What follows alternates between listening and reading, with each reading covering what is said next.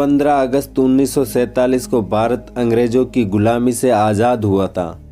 स्वतंत्रता के पहले ही भारत का विभाजन हो गया और उसी समय एक नया देश पाकिस्तान का जन्म भी हुआ था।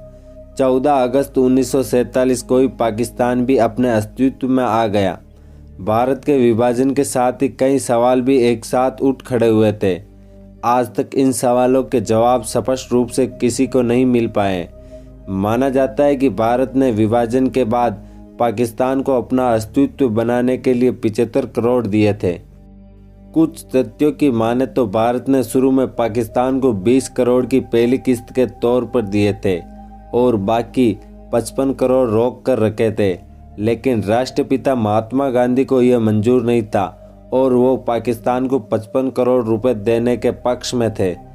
कहा जाता है कि यही वो कारण था कि महात्मा गांधी की हत्या कर दी गई। खैर, जो भी कारण रहा हो, आज भी किसी को भी उस दौर की घटना के बारे में स्पष्ट जानकारी नहीं है। आज भी इस पर हर किसी की राय अलग अलग होती है। पाकिस्तान को जो राशि दी जाने वाली थी वह 55 करोड़ नहीं बल्कि 75 करोड़ थी। पहली किस्त के रूप में उन्हें 20 करोड़ रुपए दिए गए थे, लेकिन तभी पाकिस्तानी सेना ने कश्मीर के ऊपर हमला कर दिया। इसकी कड़ी प्रतिक्रिया स्वरूप भारत सरकार ने बाकी बचे 55 करोड़ देने पर रोक लगा दी और कहा कि पहले कश्मीर समस्या का हल कर लो, ताकि आगे दी जाने वाली राशि का इस्तेमाल सेना पर और भारत के विरुद्ध ना हो सके। यहाँ गांधी जी इस निर्णय के खिलाफ थे। उनका मानना था कि ऐसा करने से दोनों देशों के बीच रिश्ते और खराब होंगे और अभी अभी आज़ाद हुए दोनों देशों के बीच के रिश्ते की शुरुआत अच्छी नहीं होगी। उन्होंने सरकार से तत्काल पाकिस्तान को बची हुई राशि देने को कहा था। कहा जाता है कि पाकिस्तान को जहां अचल संपत्ति का 17.5% हिस्सा मिला, वहीं भारत का शेयर इसमें 82.5% रहा। इसमें मुद्रा, सिक्के, पोस्टल और रेवेन्यू स्टैंप, गोल्ड रिजर्व और आरबीआई के एसेट शामिल थे। चल संपत्ति की बात की जाए तो यहाँ भी 80:20 का विभाजन किया गया। जहाँ भारत को चल संपत्ति का 80% भाग मिला, वहीं पाकिस्तान के हिस्से में 20% आया। इन संपत्ति आइटम्स में सरकारी टेबल, कुर्सियाँ, स्टेशनरी, यहाँ तक कि लाइट बल्ब, इंक पॉट्स और ब्लॉटिंग पेपर भी शामिल थे। यहाँ तक कि आपको जानकर हैरानी होगी कि सरकारी पुस्तकालय में उपलब्ध पुस्तकों को भी दोनों देशों के बीच विभाजन किया गया।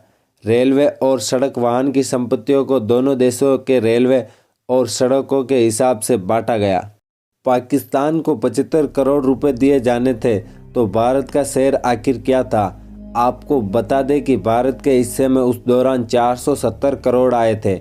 फ्रीडम ऑफ मिडनाइट पुस्तक में विभाजन के नियमों को विस्तार से बताया गया है। लाहौर एसपी ने उस दौरान दोनों देशों के बीच बराबर हिस्सों में सब कुछ बांटा, चाहे वह पगड़ी, लाठी हो या राइफल हो। अंत में जो बचा था वह पुलिस बैंड। इसमें पाकिस्तान को बांसुरी दी गई, भारत को ड्रम, पाकिस्तान को ट्रम्पेट तो भारत को क्रिबल्स। पंजाब सरकार ने इंसाइक्लोपीडिया ब्रिटानिया में उपलब्ध डिक्शनरी को भी दोनों देशों के बीच विभाजन किया था। शराब की कंपनियों को भारत में ही रखा गया।